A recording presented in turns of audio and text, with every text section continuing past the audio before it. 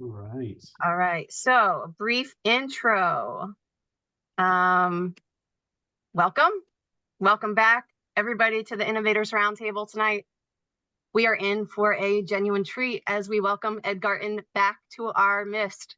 For those who might not know, Ed is a beacon of product development and innovation with a storied career that's taken him around the globe and into the heart of the toy and game industry. But tonight, we peel back another layer. Ed joins us not just as a seasoned professional, but as an inventor who's navigated the highs and lows of bringing his own visions to market. He's here to share not just successes, but the journeys that led there, the inspirations, the challenges, the unexpected turns along the way. This session promises to be a blend of personal anecdotes, practical insights, and behind-the-scenes story from Ed's own licensing adventure. It's a rare opportunity to hear from someone who's melded creativity with business acumen to create products that resonate with people across the globe. So settle in, bring your curiosity, and maybe a notepad. You won't want to miss the wisdom and tales Ed has to share. Whether you're an aspiring creator, a fellow innovator, or just love a good story about the path to success, tonight's roundtable is for you. So let's embark on this journey together and discover what drives innovation straight from someone who's lived it.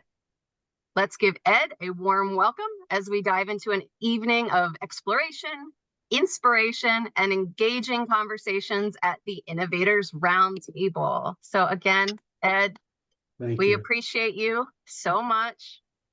You are the GOAT.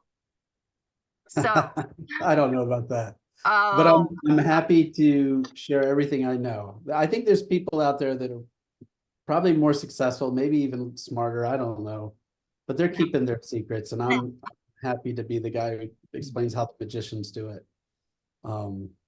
So well, we appreciate it.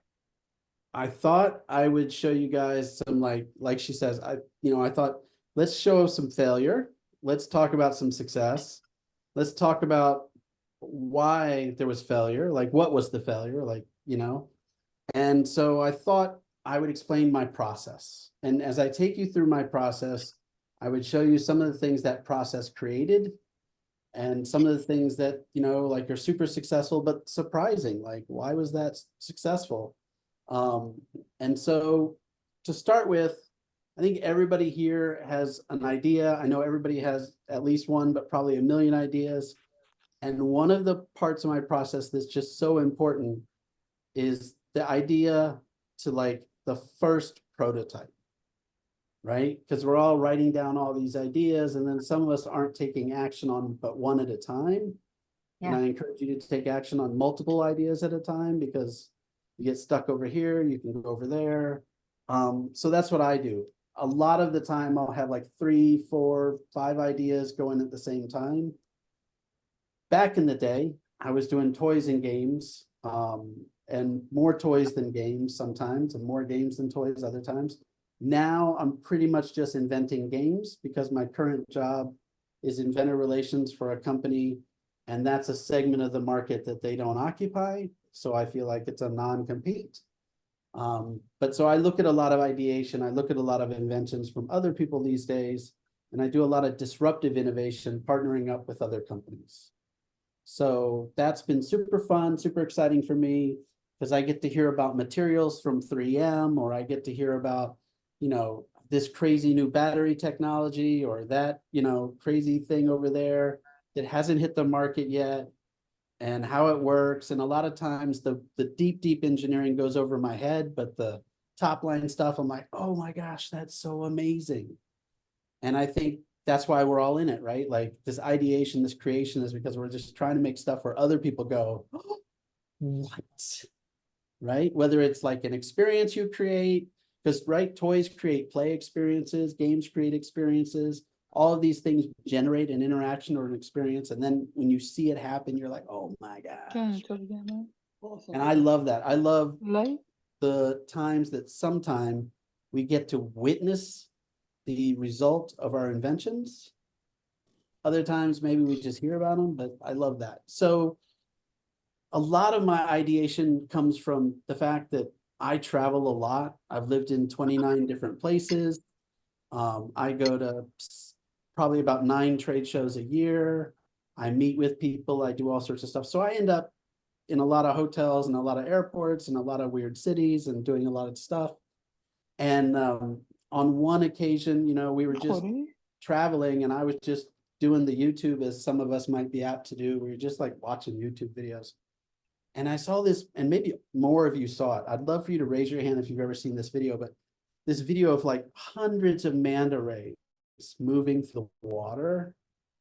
And it's like a top-down view of just manta rays, and they're just like flapping their wings and they're just like slowly like, and then you see a couple like jump out of the water.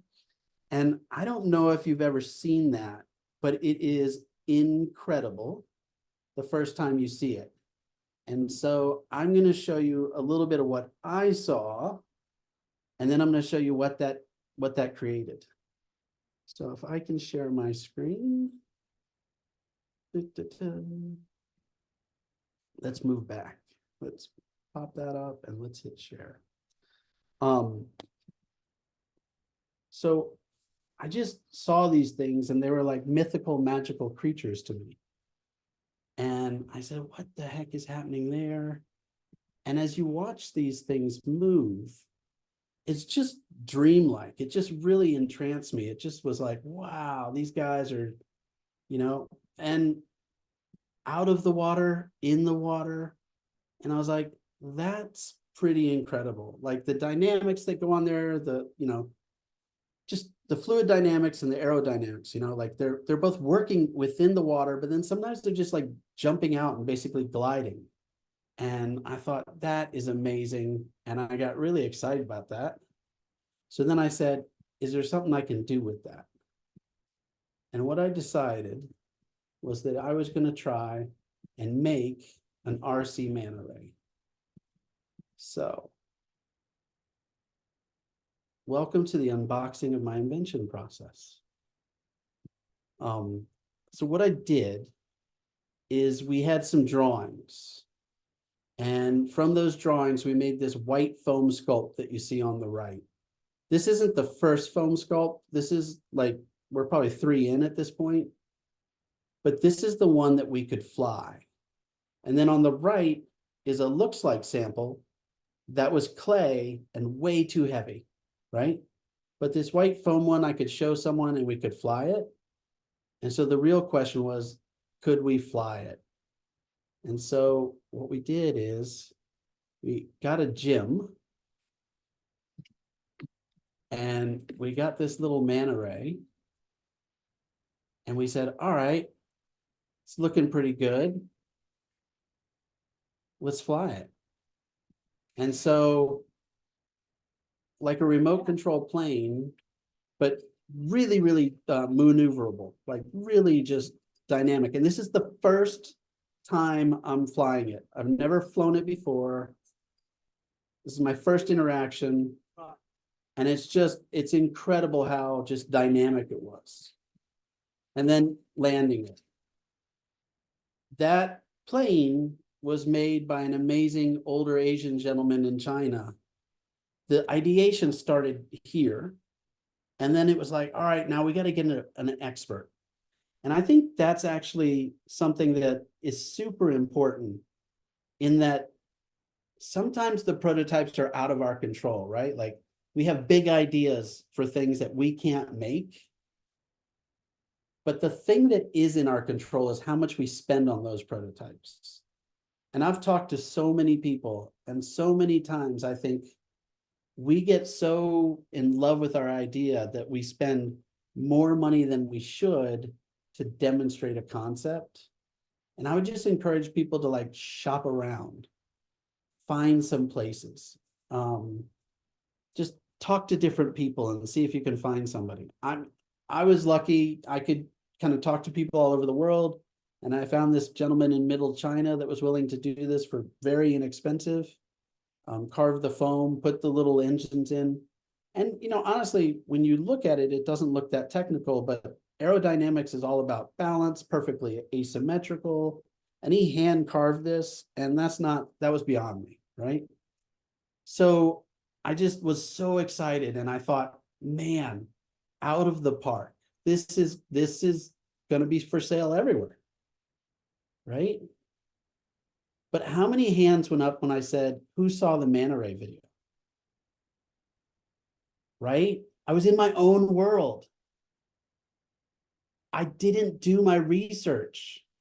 I got so excited and so far down the road on this because how beautiful was that? How exciting was that? How everything was that? And then when you go to someone and you say, oh my gosh, I've got an RC flying manta ray, you aren't telling them that you have a unicorn. You aren't telling them that you have tree sloth animal of the year. You're telling you have some obscure animal that lives in the water that you made fly, that, and there was a disconnect, right? Everything about that was impressive until you get to the story. There was a disconnect. So that story behind that item wasn't going to facilitate the sale of that item, no matter how much I loved it, no matter how much work I put into it, right? And that was the fault. That was my fault, right?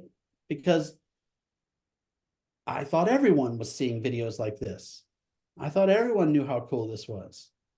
Well, like kids didn't know, parents didn't know.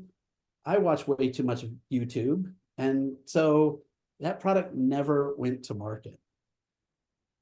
Effort, time, money, just everything, zip, right?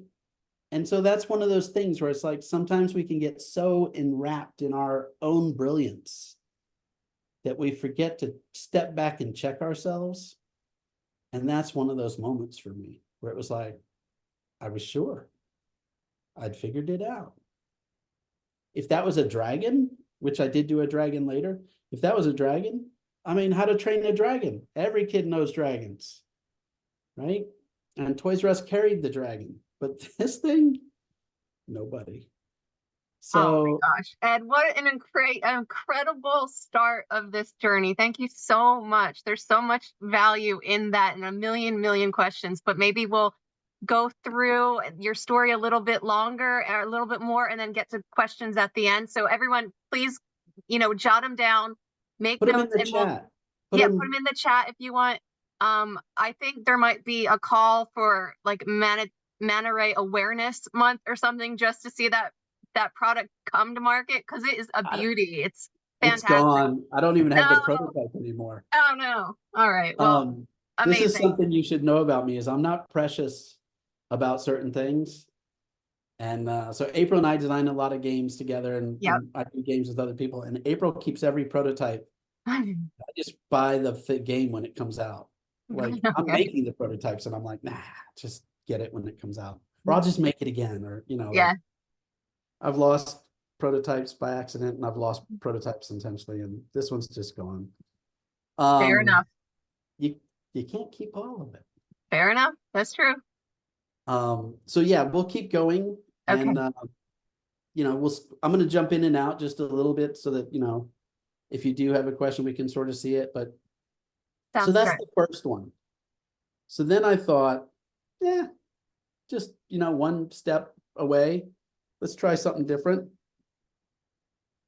So cobras, everyone knows cobras, right? And at the time, right? So this is 2012. At the time, there were no remote control snakes that could rise up, that could be a cobra. There were people making snakes that basically rolled on wheels and moved around on the ground. But the real trick was to make it work like a snake. And so worked with a totally different company. And, I've got this idea. And a lot of times as inventors, we're ideators, right? We're not always the implementers, we're the ideators. And when it gets to electronics, I am not the implementer. That is not my area of expertise.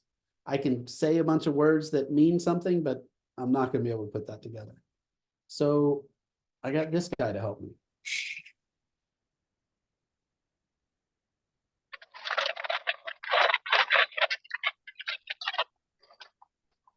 And using pulleys, and 2 motors, we were able to make this snake not only stand up, but you could drive it when it stood up.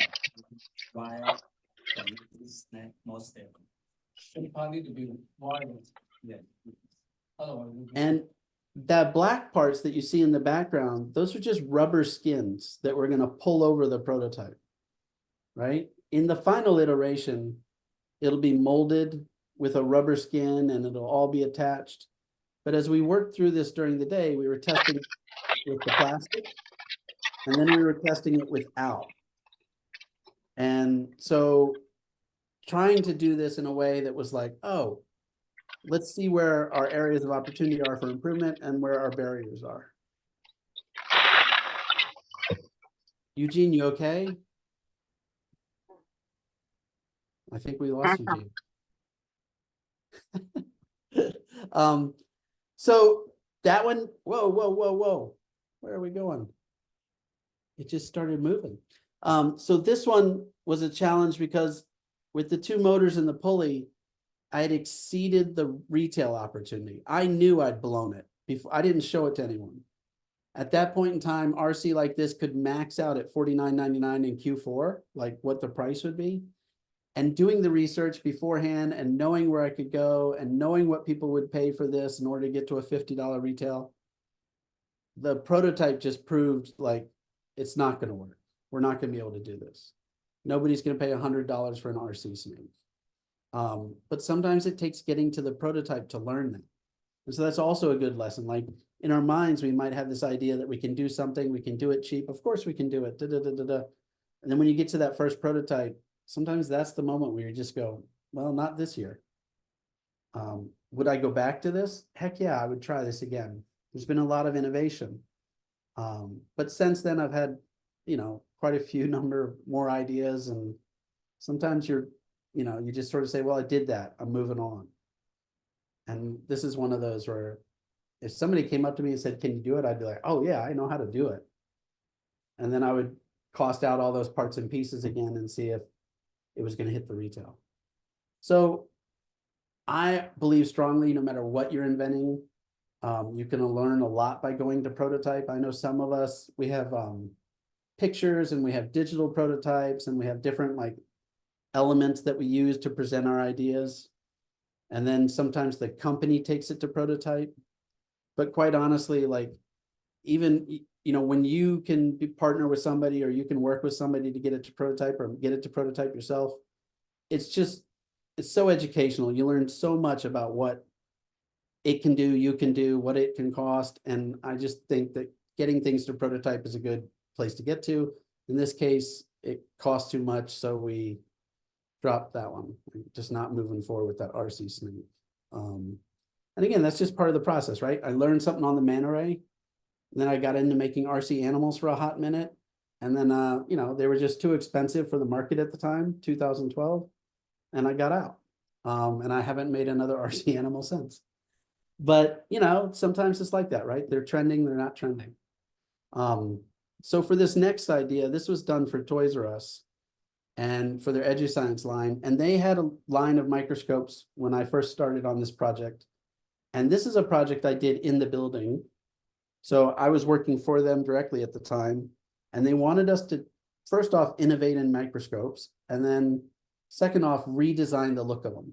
So at that point in time, all microscopes looked kind of like those black ones with the reflecting mirrors that many of us had in a science class as a kid. And what we did is we just totally re-sculpted, rethought how a microscope could look.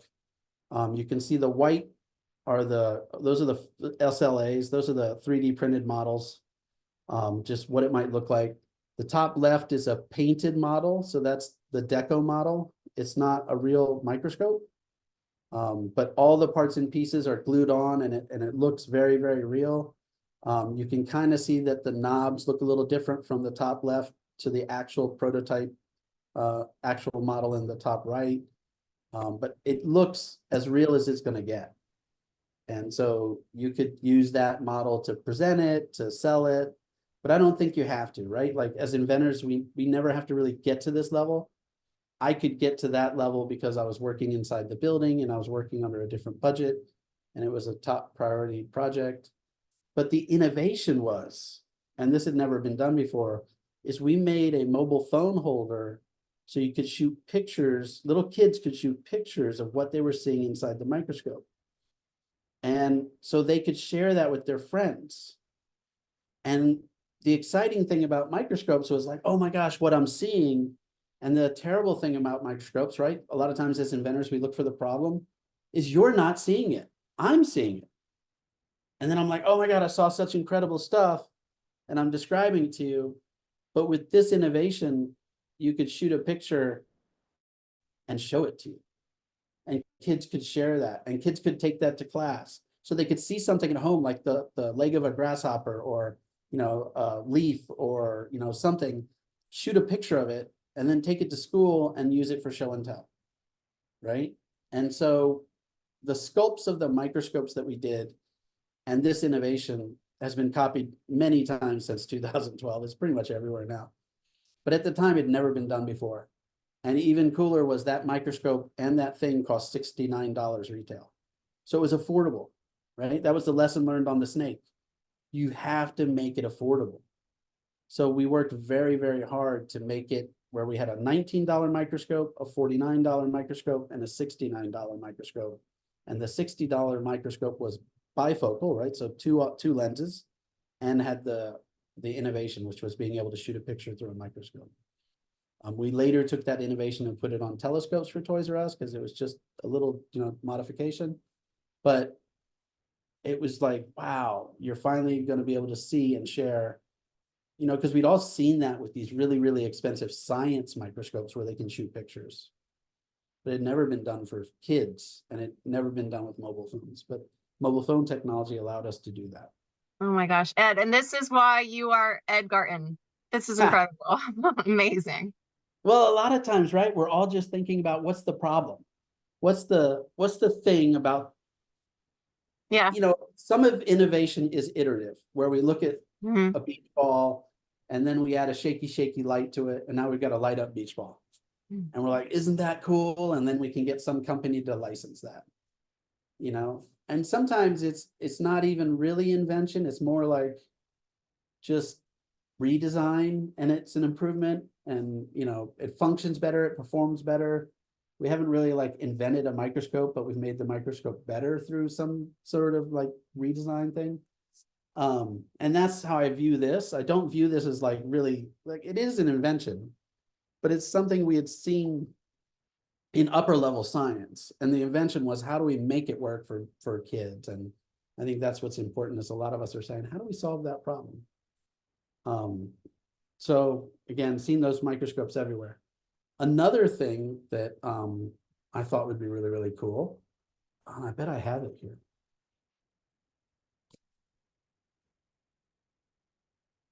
No, it's at the other house. Okay. Is I thought it would be really, really cool to turn kids into dinosaurs with their sweatshirts. So make dino sweatshirts. And so I had these prototypes made and put some kids in it, and made these dino sweatshirts. And then I made one for me that's my size, T-Rex.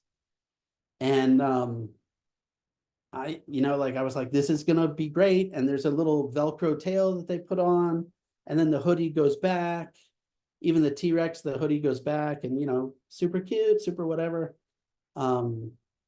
Yeah, I just didn't find the right person for that. And so I've since seen these pretty much this everywhere, where people are turning hoodies into whatever. But at the time I was like, oh, this is going to be so cool, like Halloween costumes for year round. And that's kind of how I was thinking about it, right? Like, kids love to dress up. What if we just make the sweatshirt the dress up? What if we make the hoodie this kind of thing? And really got some very nice prototypes made. And yeah, nothing. Well, Ed, can we ask, like, very quickly, about how many people did you reach out with that idea? I mean, it seems like such a no-brainer. It's like so great. Too few. Okay. Too few. And yeah, it does seem like such a no-brainer, right? Yeah, it's a But great the idea. other problem is I just couldn't find, like, let's say you have something like this and you're like, I'm going to go to every toy company. Well, every toy company doesn't necessarily make fashion, so they don't Mhm. sell in this category. And that's actually a good learning. It's like you want to go to the companies in the category of your item and identify the companies that are there. All of my network was in toys and pretty much still is. And very little of my network is in fashion, right? In clothing articles and things like that. Unlike other people, I've spent the last 24 years focused on toys and games. And some of us are generalists, right? We're doing housewares, we're doing hardware, we're doing fashion, we're doing, all these different things. And at the time, and also I feel like, and I've said it a million times, there's 100 more ideas behind this one. And if I can get the idea out, that's really my goal. Like my Okay. goal is a lot of times to like generate the idea. And then when I see that I do it, I really, really hope that somebody else responds to it. But if they don't, I'm actually still happy because I was able to see the fruition of, like, I was able to see my idea happen, Mhm. right? Yep. Yep. And, I think the little girl got to keep that hoodie. Mhm. We did it, and then later on, it was just like, what are we going to do with these two things? And just gave them, I don't remember who we gave them to, but, whatever. I've got a giant T-Rex hoodie to this day, which maybe I'll post it in the comments section when you post this video. I'll post a picture of myself in that. Oh, please do. So Um, you did win in a sense. Well, for me, it's this whole journey. Inventing is an exploration of ideas, Mm-hmm. right? And ideally, you're licensing them and you're making some money off your ideas. And hopefully, every one of us has had a successful product or has a product that's on its way to success. That is another level of just like reassurance. You're like, oh, I'm on the right path. Yeah. If you don't license it, I find my response is wrong time, not wrong Mm-hmm. idea, Mm-hmm. right? Like I think sometimes ideas are great, but they're not in the right time, or you're not in the right room. If Yeah. you're sending an idea to someone like I did with this one, and you just aren't presenting it to the right people, right? Great idea, wrong room. Yep. And I Oh, think, Ed, I want to say something to you so bad. okay, please jump in. You have something very special here. Thank you. And about Jennifer knows this. About a month ago, I was at Legoland with my son, who has he's high functioning, low spectrum autism and ADHD. And I'd been to Legoland before about 4 years ago, but it's changed towards, it specializes towards children with Special needs. special needs and just a different way of thinking. Yeah, divergent. Yes. And I could see this product, if you can like adapt it in a way, okay, because these children, they get focused on one thing. We love Yeah. dinosaurs. We want to be a dinosaur. We want to be a mermaid. We need to be a mermaid. Like that. And it's like, so if you can like figure out there, you have such a market. If you can specialize it towards what Legoland sees or whatever, I mean, I think they would pick that up in a effing second if they, if I need to be a Lego man. So you make that thing into like, you have the Lego hands. Yeah. You've got the idea. Run with it. No, you run with it, Ed. No, I have hundreds of ideas. I'm giving this one to you. No, So no, no, make the no, no. gloves I and think the you should. hoodie. I think you should. Like, I think you should. Such a beautiful idea because I know like I have an 8-year-old son, who would love to be a train or love to be a whatever, and just to be able to put on something that could immediately do it. Yeah, that's the Beautiful. idea. The idea is to make Do it, Ed. I dress want to up. see you do it. You better do it. Put it on the list. But Or the what idea is to about make it everyday dress up. So I think it's That's exactly it. That's what it. They want to be those things. Yeah. And it means so much, and it gives them comfort. Like, like with the autistic or Yeah, the yeah, sensory things, as soon as like, they're having a tantrum and they become the dinosaur, they have their dinosaur thing on and they're fine. Seriously, Yeah. that's how it works. It's beautiful. Can I add taking it a step further and doing maybe like a soundproofing sort of idea in the hood to give them Yeah. that quiet sort That of Easy. that's a sensory. beautiful concept too. All right. Yes. So Should we we'll put partner on that on that? the list. I'm game. All right. Let's It, keep going here. I know you have a lot, Ed, right? yeah, as usual. All right, so we'll keep going. Thanks so much for Yeah, that. I think it's just a matter of like I said, right? I won't go back. So if you love it, you should go forward with it. I've been there, and now it's been at least 10 years since that. And I just, I'm like on to new things, and there's crazy ideas I can't show you guys that are like dealing with what's happening today. And I'm like, oh, this is so exciting. But if you're a fan, you should just everyday dress up. That's what it was. And you should just do it. And I give you the rights that I own, if there's any rights to it today, because it's out in the public, right? We've talked about it. I've presented it. You can't patent it. So this is a fun one. Probably some of you guys have seen this, but I did this with some other people. And basically it's just fidgety, right? It's a fidgety little toy. But what's really cool about this, so you're going to like this, is it's micromodal movements, right? So when you talk about people that are on the spectrum, right, and hyper focused, this works great for them. This works great for PTs that are trying to work with people that have Parkinson's or seniors in assisted living facilities. It works great for little kids that are on the road. So the company, Fat Brain, that's selling this has had a lot of success selling it both to young people and to people who are dealing with like taking care of their aging parents. Can we see this one? Do you have this to screen share or, oh, okay. Oh, no, you haven't seen, oh, I stopped screen sharing. Yeah, just for a moment there, I think. And now we'll get back onto that. Thank you for that. Good call. Okay, I great. didn't realize I wasn't screen sharing. Oh, no, you were doing great. But this is the item. And so you can see how it's a little fidgety, right? You pick up this little 4-directional Tiltago and you're trying to put the balls in order, either color order or number order. And it really allows the hyper focus of the neurodivergent. It also allows for people that are working with the seniors that have maybe, trouble with managing movement, right? People with Parkinson's and other diseases, Lou Gehrig's and stuff.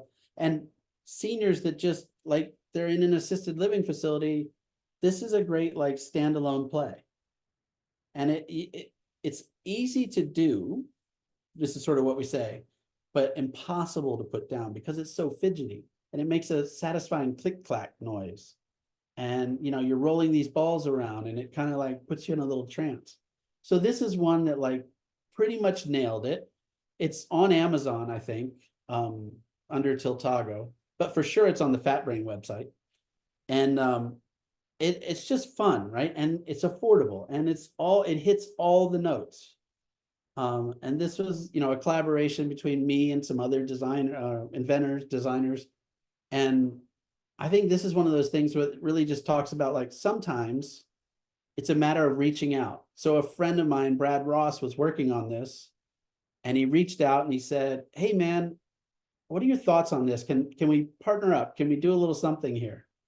And I was like, oh yeah. And then, we're talking back and forth and we're coming up with different ideas. And then, the collaboration sometimes is just so much fun and so important to the execution. And I encourage some of you that maybe have always been working on your own to consider taking a project that you're working on and inviting someone else in to work on it with you. And just seeing how that works. I love doing games with there's a couple of people I do games with and I love that. And I pretty much don't do games solo anymore unless it's a really hyper-focused high strategy game that I might take a long time on. But this was so much fun and so satisfying and still for sale today. Yeah, for sure. Still for sale today. And that was just super cool, super fun. Another one that just sort of takes a thought and says, oh, how can we do that? So this one solves the idea that when you give a kid a telescope, they think they're going to see Jupiter. They think they're going to see the Milky Way. And they're barely seeing the moon, usually with a toy telescope. And so I said, what if we took a telescope and we put a Viewmaster mechanism in it? And so people I was talking to at the time were like, you can't do that. It's different focal lengths. The way that optics work, it can't be a short focus and a long focus. Well, maybe not using the conventional methods in the moment, but in fact, you could do it. And we did do it. And it sold at Toys R Us. And so kids can put in their little slides and see the universe. And then if they wanted to use the telescope as a telescope, they could take off that little screen that was at the end, and they could see birds, and they could see the moon, and they could see all sorts of other things. And it was just this idea of solving the problem that kids' expectation was so much grander than the delivery of a telescope. And so, you know, we created like a little telescope Viewmaster for the littlest of kids, 3, 4, 5, 6, you know. And so that was a super fun one. We called it Grow With Me Telescope. And you know, the name became Astro Viewer at Toys R Us, but whatever, it's fine. You're That's not going to have control amazing. of it. That is So- such a beautiful concept, Ed. More than fun. Really, really kind. Like to open these children's minds and worlds and vision to these images. Such a beautiful concept. Thank you. Thank you. Yeah, and it solved a problem, right? A lot of times we find ourselves just trying to solve a problem. So another problem that we attacked, we were on a roll. We were like, let's be problem solvers. Is the rock tumbler. So if anyone has a kid that's had a rock tumbler, it is the noisiest thing. You can't even imagine how much noise it creates. So how do we make a rock tumbler that can be kept in the house, not in the garage, not out back on the patio? Like, how do we do that? And so we studied how sound travels and how they insulate studios, right? So if you go into a microphone studio, what's on the wall is foam. So if there's foam on the wall of a recording studio, if we put foam in a rock tumbler, would it quiet the rock tumbler? And it turns out that if you made a large rock tumbler and then a smaller rock tumbler and then a third rock tumbler, it'll sound like a rain stick. So it just sounded like shh, shh, shh. So you could literally put this on the kid's nightstand in the kid's room, and it doesn't keep them up at night. And so by putting that insulating foam and using that staircase that you see down here in the lower picture, this little one goes in that one goes in this one. And, you know, they have consecutive little lids, and then it all goes on there. And I drew it to be faceted because I was sort of like, oh, crystals. And, you know, when you think about rocks, so the shape of it, I drew to be faceted. And it worked like magic. It was just super quiet. And you could keep it in the house. So it attacked and addressed that problem where the kid could see his rock tumbler, could know there was rocks in there. Like there was enough noise that you're hearing them, but not enough noise that everyone in the house was dying. And so we did the silent shaker rock tumbler. Just, you know, let's solve that problem. So that was a pretty fun one. And again, this is in partnership with a factory in China, because in this case, like I don't have the capacity to build this. Mm-hmm. And yeah, so super fun rock tumbler. Another amazing one. Knocked it out of the park, Ed. Quickly, how long did it take for you to study how sound travels in order to get this going? So it's not the matter. So sometimes it's like just everything, right? So sometimes it's not like studying that takes the while. Yeah. It's identifying what you need to study. Okay. So Yeah. like we know the problem is sound, right? So we know we have to muffle it. Mm-hmm. You start just like playing with how do you muffle it? How do you muffle it? And then you're like, who else has sound problems? And it's that mental leap that takes a while sometimes where you're like, somebody's already solved this, right? And so I think that's a super cool part of inventing is sometimes, like when I look at pet products today, you can look at baby products Mm-hmm. and they've solved a lot of the pet problems already in baby products. Yep. So you can get a lot of your answers from this adjacent category. And a lot of times, like if we look at like the microscope, the solve was already done. Like, how do we share this? Oh, yeah, yeah. The Hubble telescope sends us images. How do we share the telescope that's on the ground that the kid has? There's, like somebody solved that problem. And then the invention is taking their solve and, either micro sizing it or, costing it down or integrating it. So Child some, proofing. yeah. Yeah, it's Yeah. great, Ed. So it's sometimes it's just like, oh, and then this next one, this is a classic example of another category having the answer and then finding that other category. So we made a remote control dragon, but dragons breathe fire, right? And so the idea was, how do we make this dragon breathe fire? That was the original idea, right? Without taking into account that this is a kid's toy. It was just like, can we make it breathe fire? So in the automotive industry, there's people that are making fire come out of tailpipes. So we're like, that's how you do it. Now, immediately somebody says to you, you can't have a fire-breathing dragon for a kid's toy. Fair. So then we look at some other toys, and in the Halloween industry, they're using fans and fabric to create the look of fire. And it's like, we could do something like that.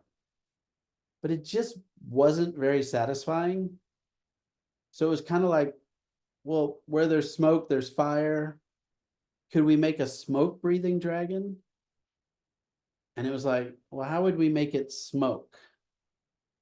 And so there were at the time, right? This is when people were starting to sort of vape, but there were also hairbrushes that had these like ultrasonic humidifiers that for some reason would let women, this was in Asia, put humidity into their hairs in order to add volume.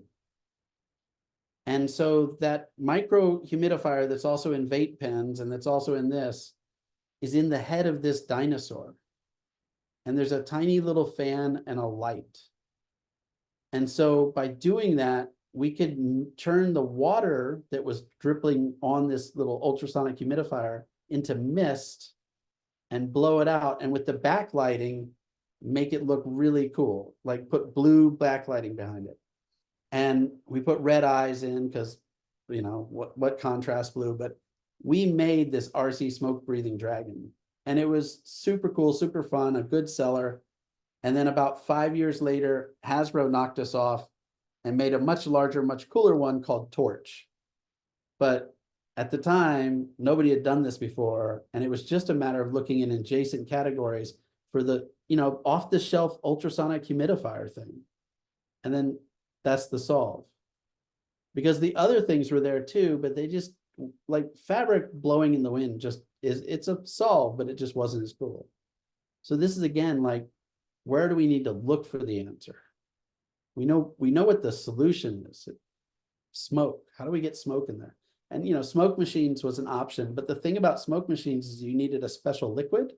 And the thing about this is you just need water. So that was super cool because they were doing smoke in toy trains at the time and probably still doing it, where that you could put smoke on a hot plate and it would smoke. But this just is a humidifier, so it's just harmless. So that was super fun. And just again, right, a good learning. Sometimes we're so in our own way that we need to just look around and say, who's already solved this? Right? I don't have to always invent every solution. I just have to identify the solution needed and then put this together to create the dream, the item that your idea is. And sometimes it's an off-the-shelf product in another category. And just applying that in a different way. This is another occasion where it's just, how do we do this? So this is a my size T-Rex. So what we wanted to do, right, you're seeing the solution, But the question at the time is, how do we make a remote control RC that's as big as a kid? Right? And so inflatables wasn't in the original, like, we're sketching. And it's like, what could we do? What could we do? What could we do? But then we saw this company using basically RC cars, and they put an R2D2 on it, an inflatable R2D2 on it. And we were like, wait a second. So this is more iteration than invention, right? We saw a similar item, wasn't exactly this, but we were like, oh my God, like inflatables. We're just going to put inflatables. And then we're going to make this special RC. And the original RC had 2 independent feet because we thought we would be able to like drive the cars, but we overcomplicated it. We didn't need the feet to move. So the final one just had like, that's basically a hoverboard, like what kids use today. But before there was hoverboards, it's just, it's just 2 wheels and a board with a balance wheel in the middle and a button mash RC. So like the RC that's here, you push the one side, the RC that's on the right-hand side, and it goes forward, and you push the other side and it turns left. There is no right turn. There is no whatever, because we're targeting little people, right? So we're trying to get like, how do we get 3, 4, 5 into RC? Because if we capture them there, we can get them into the next, like, if you capture a 6-year-old or a 7-year-old or an 8-year-old, when they love dinosaurs, then you can get them to the next thing. And so that really was the kind of the impetus here, is how do we make something so exciting for a little kid? How do we make something their size? How do we make a my size RC? And this was sort of a iteration, of other ideas, like basically a Frankenstein. So Well, soon they'll be buying flying manta rays. yeah, it's done. It's gone. Air swimmers. You remember Sorry? air swimmers? They came out where it was helium filled balloons that floated around. They were sharks. It was done by Wow Stuff, Richard and his team at Wow Stuff. But basically it was like sharks it was a shark balloon that floated through the air. And that absolutely crushed it, like out the park. And it's just like, there you go. A great white shark RC. Yeah, of course. That's what you should do. So, yeah, I don't And know. since this was based on a different product, can you sort of go back and recall what issues, if any, came up with IP on this? I partnered with that company. So Perfect. no IP problems. Perfect. Okay. That's great, Ed. Thank you. The company's name was Blades. Okay. And yeah, I would have probably been like, boom, sued. Yeah. But in this case, it was like, oh, you guys have sorted this out, but you don't understand the next step, and you're doing this thing, but you could do this thing. And so that was super cool. That's great, Ed. So a fun one, because I can't help myself, is this one. So I've done a few monopolies for Hasbro, working for Hasbro. And this one was super fun, super cool. So this was an idea I had for Monopoly for Millennials. And, like this one got billions of impressions. It was talked about in the news. It was talked about everywhere. Millennials were upset about it because we were making fun of them. Other people were laughing because we were making fun of them. And it was at Walmart, and they couldn't keep it in stock. Like for 6 months, you couldn't find one. It was kind of the Tickle Me Elmo of the board games, where it was like, oh my God, I want one. Oh, you're sold out. When are you going to get more? And I was just like over the moon. I was like, yeah, we did it. But it came about because I was on a phone call with the sales team at Hasbro and with the buyer at Walmart, this woman named Leslie at the time, and just brainstorming together. And this is what I'm talking about. Sometimes collaboration can make the best inventions, right? And so I'm talking about this idea for millennials, and she's offering ideas, and the Hasbro team's offering ideas, and out of that came this. And this, like the spaces on it, like you could land at your parents' basement, you could be on your friend's couch, a thrift shop, a 3-day music festival, like all of those things came from the millennials that were like in the building at the time. Like one person said vegan bistro, another person said vegetarian bistro. So then it was like, we should have them both. They're different. And this is just a great example of where I had the kernel, the seed, the beginning of this idea, but it's the collaboration that makes it just that much better. And I think sometimes we're nervous because we've got this idea and we're so precious about it and we don't want to tell anybody about it. And we're just going to keep fighting for that idea, but it doesn't seem to be going anywhere. I think that absolutely the time to be like, who else could I work with? Who else could I talk to? Like, who could I bounce this off of? You know, if you've got a ton of ideas and you're not getting traction with one idea, it's a theme problem, it's a price problem, it's a, you know, and you might be too close to it problem. And I think if you're not collaborating with people, that might be the one that I would say, let me see if I can get somebody else to like have some perspective on this. So Ed, when you had that session on the phone with your collaborators, how did you end up moving forward in terms of breaking down the roles? Usually with group dynamics, there's always one person that kind of takes the lead and handles the bulk of it. And then what about like the royalties? How do you go about, you know, you have 4 people on the line, does everyone get a quarter, or how does that work for you? So not using this one necessarily, because this one was done for Hasbro, so we can't talk about Hasbro things. But when I do that, and I do that, right? So every person, if somebody comes into the project, it's an even split. If there's 2 people, it's 50-50. If there's 3 people, it's 33%. If there's 4 people, it's 25%. If somebody comes into the project and doesn't add value, right? Like if I have the idea and I bring somebody in the project and they don't add value, that's still on me, right? Like I screwed up. So I've done, you know, I've done games with illustrators and myself and, you know, like 50-50. They're doing illustration, I'm doing game design, right? Everyone that you bring in should add value, right? So I do think it's necessary a little bit sometimes if you don't know the people too well to be like, all right, well, tell me what you think your role is, right? And if their role is marketing or sales, I'm generally out. I'm like, nah, I'm not going to cut somebody in for marketing and sales, or it's certainly not going to be an even split, right? Okay. But if their role is part of the creative, if somebody makes me a prototype that I can't do myself, right? I could pay for that or I can split it, right? And that's just like up to the inventor to like choose like how you're going to do that. As far as who takes the lead, whose idea was it? Who brought the people in?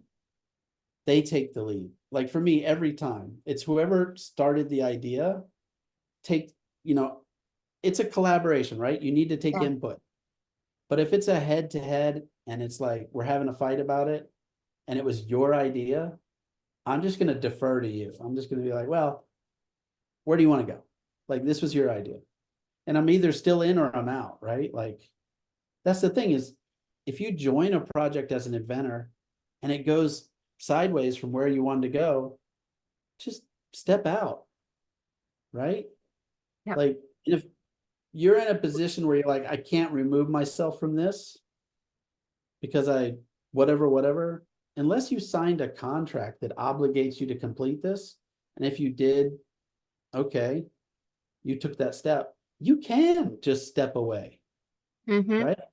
And I think as inventors, we're probably really terrible about boundaries and limitations because, you know, we're just so creative people and we're not necessarily business people, but your time has value. And if you don't see the value in the project anymore, then maybe don't do it, right? Right. And I've stepped away from things where I'm like, all right, cool, that's yours. Go with it. Yep. Because I don't have faith in it anymore. I don't have a passion for it anymore. You just saw it demonstrated. I don't have a passion for dinosaur hoodies anymore. Yep. So I'm not going to do that project. Right. So if you love it, take it. I'm not Right. going to, you know, and I think that's a confidence that I've built over, like, I have no fear that that's my last idea. Right. Yeah. You know? And you have no fear that you have better ideas as well, not just other ideas. Yeah, for sure. Like this Yeah. year, April and I have signed 4 games so far. So cool. And it's only April. Yeah, it's only April the month, but it is April Mitchell though, That's like super. true. That's true. The trailblazer herself. Yeah, I think she's up to 18 right now, That's wild. That's licenses. great. That's And so great. like that's why I love working with April, because Mhm. we're in a sync, but Mhm. also she's so successful she understands what needs to be done, Mhm. you know?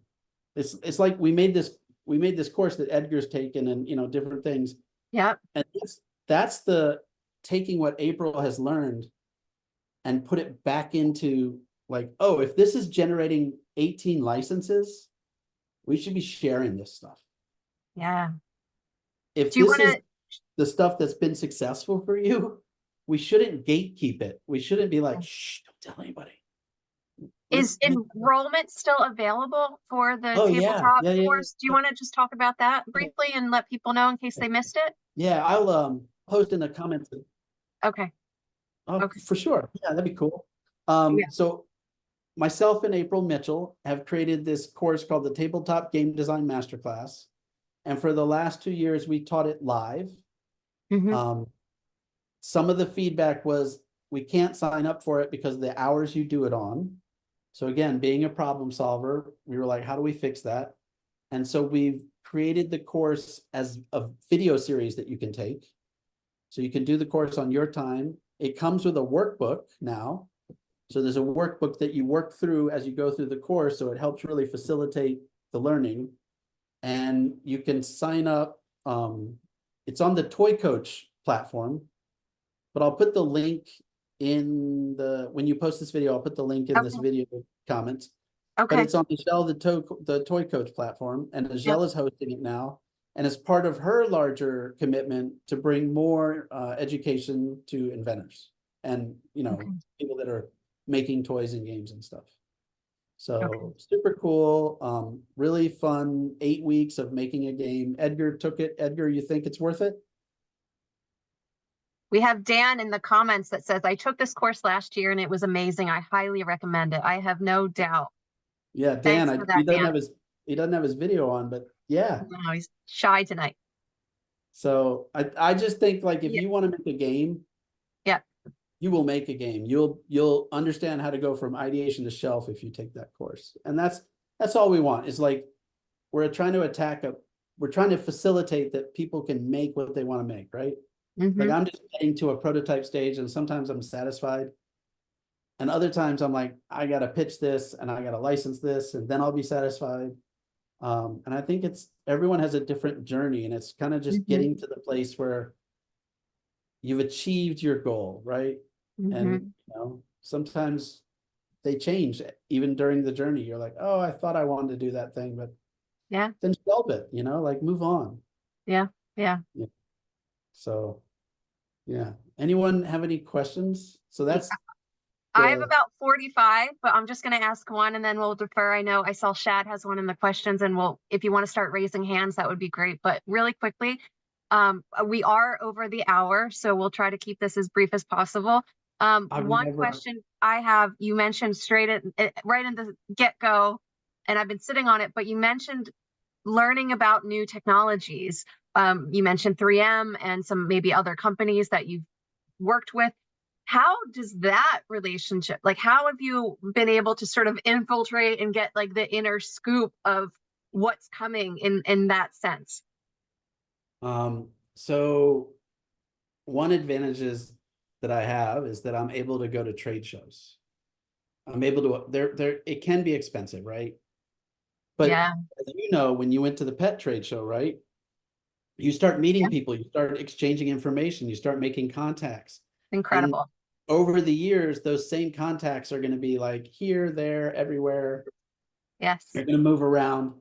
And as you're walking these trade shows and you're chatting with people in real life, you're getting questions answered that you have no other way to get answered. Yes. Right. Yeah. And so you're walking the pet show and you're saying, hey, what's coming in pets? Where are you going to get that answer? Maybe Cora, right? The answers for the people, but you're talking to the people in the industry that are doing the trend research and the marketing and so if you have a thing that you're just hyper focused on that you can't solve, there's probably a trade show for it. That's such a great call, Ed. So venture out of your own category a little bit, maybe, or a lot. Yeah. Follow your passion. Like I'm not saying that your job has to be your passion, but invention, you should work where you're excited, right? Invent in the category you're excited about. Yeah. Yeah. If you're really excited about that category, go to that category trade show. I'm going to an adventure van trade show this weekend. I'm sorry, a venture van? You know those people who are doing van life? Okay. Oh, wow. All right. Because That I sounds want to fun. start inventing things for the van life people. Okay. So I need to I don't live in a van. So I Okay. need to, you know, and my company does outdoor stuff. Yeah. So Yeah. I'm going to start going to outdoor trade shows. There's the outdoor retailer show. There's the overland show. There's the adventure van show. There's like there's just so many trade shows out there. And if you can find one that's affordable in the category that you're passionate about, that's how I'm getting the inside scoop. That's such a great tip, Ed. And you did just mention the company you're with now, Best Way USA. You've been there now a few more months since we saw you last. Do you have any updates or any new requests from the inventors? Have you seen anything you're really excited about, or is it still okay? So things are moving forward, and Yeah. Okay. And we have if you go onto the website, in the footer is a link for inventors to sign up. Some people have signed up from the last show. oh, cool. What we're looking for are things that are innovative, but also protectable. You don't have to have a patent, but it should be patentable. So like taking a inflatable ring and then turning it into another shape is not really, that's design. That's not really what we're looking for. But you know, we're looking for invention, and yeah, I've been there 100 days. Oh, wow. It's been incredible. Oh, Like, how cool. the community is delivered. Like I love the inventing community, the stuff that comes out of it. Yeah. And I've got quite a number of ideas that I'm just super excited about. And you know, like Okay, so we'll get you on round 3 to see some of those. And I'm so excited for you. What an exciting chapter. Let's see. I know, like I said, Shad had a question that caught my eye, something about an NDA. Okay, so Shad has asked, when working with the Chinese manufacturer for prototypes, was there a partnership made or NDA route? yeah, so I try to do the NDAs, but I'll be honest with you, I don't know how to sue anyone from America to China. Okay. So, you know, the document has the value of stating that this is serious business. And you can, obviously, a bigger company or somebody with more wherewithal could do this like international lawsuit thing. It's not something that's within my capabilities. Really, the NDA at that point is just saying, hey, I'm serious. Let's be serious. This is a business thing. But, you know, you just have to find people you trust. Yeah. Yeah, and I think to elaborate on that, first off, thank you, Jennifer, for setting this up, and Ed, thank you so much for your time. I think that more generalized too, how you bring people on as a team member, like you said, that's kind of more where I was going at. So if you do work with a Chinese manufacturer, let's just say for prototyping and figure out, you know, manufacturing and all that good stuff, is that normally, you know, somebody that you would bring on down the line if they helped you with the prototype or the electronics? So would they be part of that, or is it just an NDA route? I guess, yeah. So that's my question, how you go about people that you want on your team or not. I have people I've known since 2008 that I consider friends now in China. And then I have factories that I work with that I'm just now meeting. And with the factories that I'm just now meeting, if they're making the prototype, it's usually with the intention that they're going to produce the product. And so I'm going to try and pitch the product and sell the factory. Not sell it literally, but like, give them the work. They know how to make it. You should use them. Yeah. Okay. Use that as leverage. Yeah. And that's my commitment to the factory. But there are people over there that just make prototypes. prototype companies. Yep. And, you know, those are also super helpful. Like there's companies everywhere, right? There's companies in the US that just make prototypes. It's just, where is your financial ability? What's your level of financial ability? Yeah. And for me, even though I'm doing okay, I don't want to spend as much as it's costing me in the US. Because the thing that Yeah. costs 10K in the US cost me 1K in China. And so I'm kind of just, because I have It this, just makes sense, especially with the economy now that we're facing. Those prices are huge and whatnot. If Yeah. you don't mind, can I have another question, Jennifer? Go for it. Yeah, please. At any point in your career, Ed, have you decided to try venturing at one point or not? Mm. So that's a funny question to ask me. My official answer to that is everyone's situation is unique, right? So I'm nervous about answering it in a recorded Okay. thing because Yeah. I don't want someone to take this as advice for themselves. Fair enough. For me, I would venture a product, like I have a game right now that hasn't been licensed, and I think the game is phenomenal. And it's really like just curious to me that I really need to step back and reflect on why it hasn't been licensed, right? And it's been seen by pretty much every game company. Like I think we've shown it to 60 by this time, Oh, like 60. And I might venture that, but the only way I'll venture that is if there's enough royalty checks coming in to pay for that venturing. I won't sell a car or leverage my home or Yeah. use my personal income to do it, right? Like the place where I get my primary income. Smart. For me, venturing is like, if you get enough royalty checks coming in, then you can take a flyer on something. But because I've been in the industry for like 24 years now, I've seen how often products fail and how much effort, sales, and marketing it takes. And for me, it's a very lucrative, sort of like enticing thing to just keep licensing it. Because the part I love is ideation and creation. I don't like accounting. I don't like shipping and logistics. I don't like warehousing. I do pretty good on sales, but it's not my favorite thing to do. And if I'm fortunate enough to be able to stick to what I'm passionate about, which is ideation and creation, that's where I'm staying. But I do understand at times where we, like in another category, not toys and games, but in another category where we might say, I've got this incredible hardware item and I could put that on Amazon or whatever, Walmart.com, or, you know, like you can put things on Walmart.com that Walmart's not buying, right? A lot like you can on Amazon. And I know that'll sell. I can see the allure of that. Yeah. I just don't want to be an FBA seller, or like I don't want to have a bunch of products in my garage that I'm boxing by. That's just not where my passion is. So no, I've never personally wanted to start that kind of business. Now I've had, you know, consulting businesses and I've had freelance design businesses, and because those don't have inventory, I'm not managing inventory. That's right. I don't want to start a company where I have to warehouse something. Yeah. No, I appreciate your guys' time. Thanks so much. thank you, Yeah. Shad. I think now would also be a great time to also remind people that this is not legal advice. Nothing that we've said tonight should be considered legal advice. Please consult your attorney for any legal considerations you may have. Ed, speaking of the Chinese factories, is there a way that you typically, you mentioned newer factories that you're working with?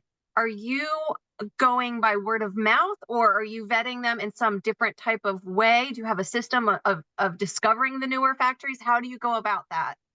Yeah, the same way we all find restaurants and mechanics, You and go to Yelp.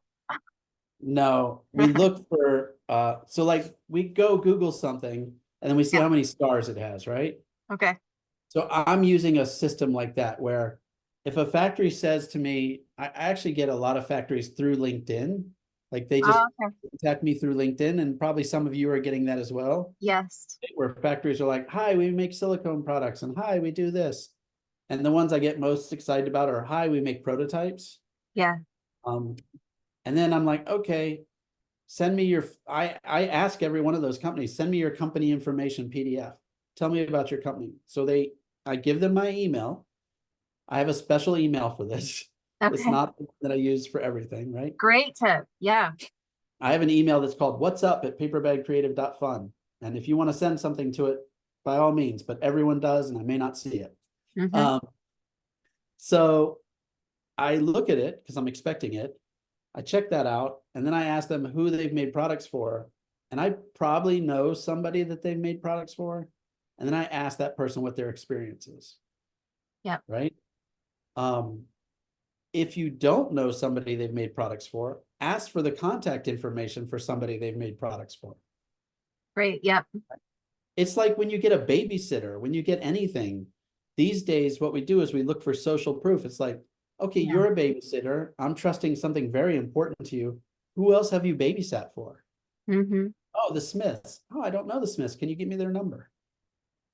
That's how I do it. Like, I just want to know somebody that I can talk to that doesn't work at that company, that I can have a little faith in because they've got no financial interest in it, to tell me how their experience was. Perfect. Shad has commented a whole video about overseas relations. So maybe we'll put that on the list too. Maybe that'll be part of round 3. There's a good book on it. I'll have to remember what that is. I think it's like, Oh, yeah, if you remember, please reach out. We'd love to get our hands on that.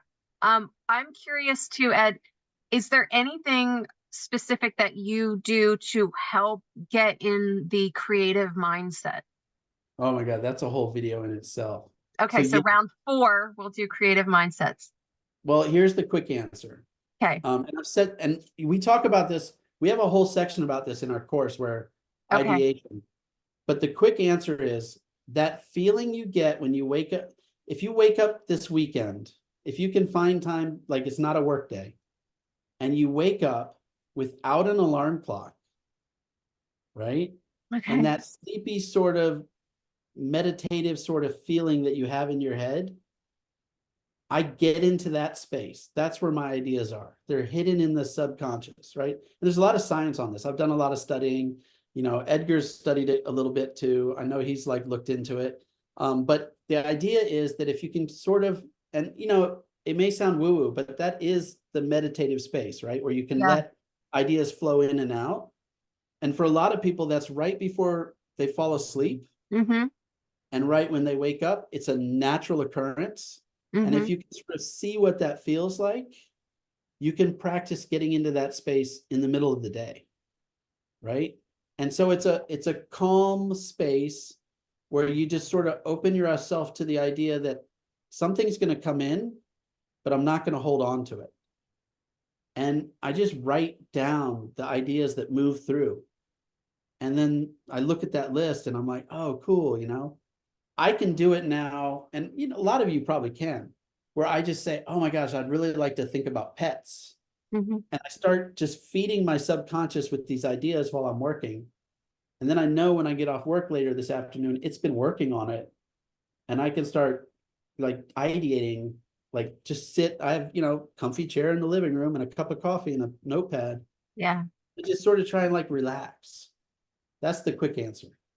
But we also use like all sorts of things. Like we use like we teach these techniques like word association, brain dump, mashups, like Mm-hmm. we talk about these different ways, and we've put step-by-step directions in the workbooks for that in the course now. So Okay, but cool. the short answer is really like that feeling you get when you're waking up.